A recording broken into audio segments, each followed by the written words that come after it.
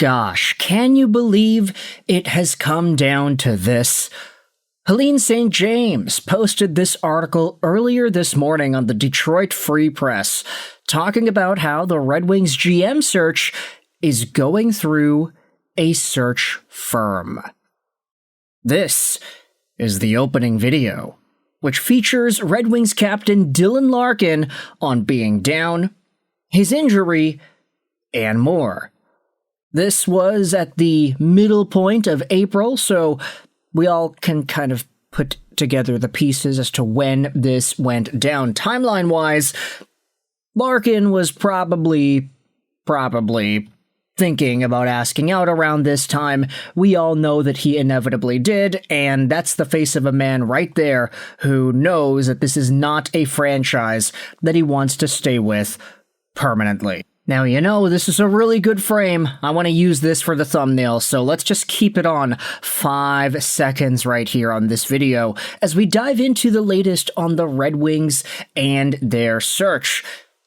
Turns out, seeking new leadership for the Detroit Red Wings, owner Chris Ilitch is seeking outside assistance. A person within the NHL with knowledge of the process told the Free Press that Ilitch had hired a search firm to help determine who should replace Steve Yzerman. Yzerman served as Wings GM from April 19, 2019 to July 15, 2026, when it was announced that he would transition to a role as a senior advisor. In the meantime, Assistant GM Shawn Horcoff is handling day-to-day operations, though that does not extend to making trades.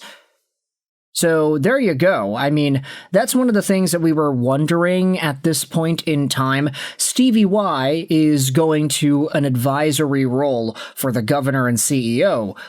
But for right now, whilst the team has not hired a new GM, is he still doing the GM duties? No. Seems like it's Shawn Horcoff. He's the guy who has signed some of the latest Red Wings prospects. He's the guy who looks to be handling some of the day-to-day operations and management tasks whilst Yzerman was kicked out. I don't want to say kicked out, but let's be real. I think a lot of us see being an advisor to the CEO and governor more of a demotion than a promotion, if that makes sense. I don't know. You could say what you want in the comment section below. That's your floor. 3 weeks have passed since the Yzerman announcement that stunned the hockey world. While the Wings have missed the playoffs every spring during his time in the front office, the timing was odd. Yzerman had just gone through being in charge of the draft and free agency. But this is where the Wings find themselves as August ages, without leadership and possibly without a captain, as Dylan Larkin has not budged on the request to be traded that he made shortly after the season ended April 15th. Ilitch, and by extension the search firm, are believed to be looking for an analytics-driven person to take charge of the Wings, similar to how his Detroit Tigers plucked Scott Harris from the San Francisco Giants to guide the Tigers as president of baseball operations in September 2022. So, those are the same names that we had just talked about. Scott Harris from the Giants over to the Tigers, an analytics-driven person, somebody that can read the fine details of all the numbers and hopefully piece together a team as successful as the gold standard of analytical NHL teams, the Carolina Hurricanes, literally the recent Stanley Cup champions. Can the Detroit Red Wings bring someone in who can have that sort of a vision for this hockey team? Who really knows? This is the biggest hire that Ilitch will have to make since his father, Mike Ilitch, passed away on February 10th, 2017.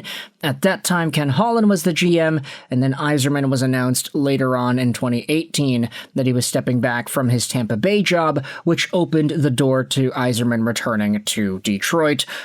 Yzerman inherited a team that was in shambles, and with that came a long grace period. But what appeared to be a storybook return soured as the years piled up and the playoff drought dragged on. Now it's 7 years later, and Ilitch is poised to bring in a fresh hire whose immediate tasks will be to deal with the Larkin situation, and how to shape the team into a product that will end what has grown to a 10-year playoff drought.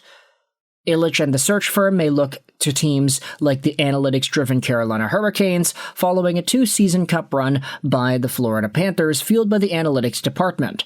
That run was championed by then assistant GM Sonny Mehta, who was now GM of the New Jersey Devils. He spearheaded their analytics department in 2014.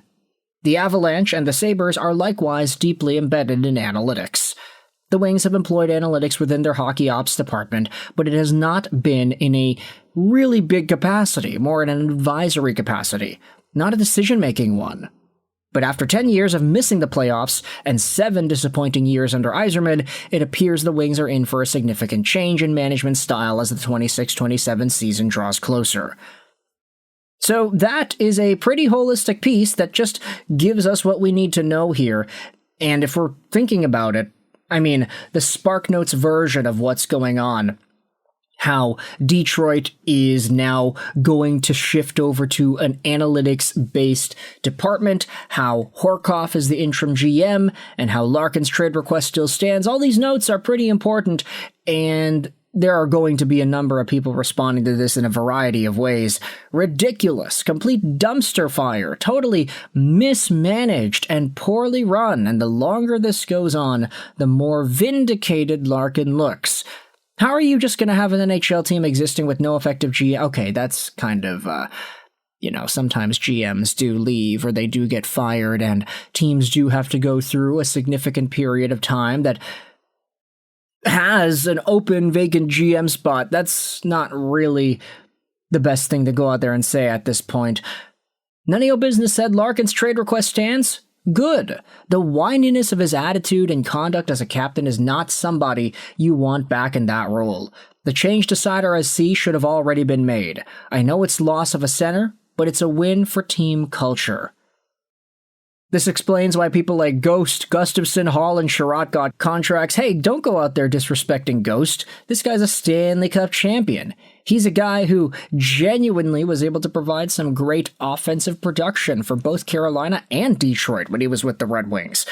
I think Shane Gostisbehere is the last guy who deserves to be thrown under the bus as he's a non-analytical hire by the Detroit Red Wings. I think Gostisbehere has a better resume than most of those other guys, especially Hall and Sherratt.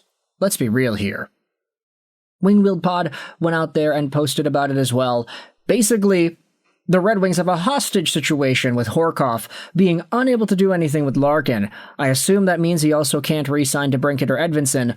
The timing was terrible. We should have done this at the end of the year. Let's go, make a move.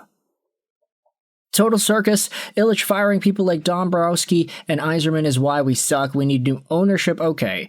There are a number of things that you can say about this, but I want you to let me know your thoughts in the comment section below. For the most part, it just seems like the timing of all this, the decision-making in all this, it definitely isn't coming at a proper time for Red Wings fans to feel confident about the status and the state of their team.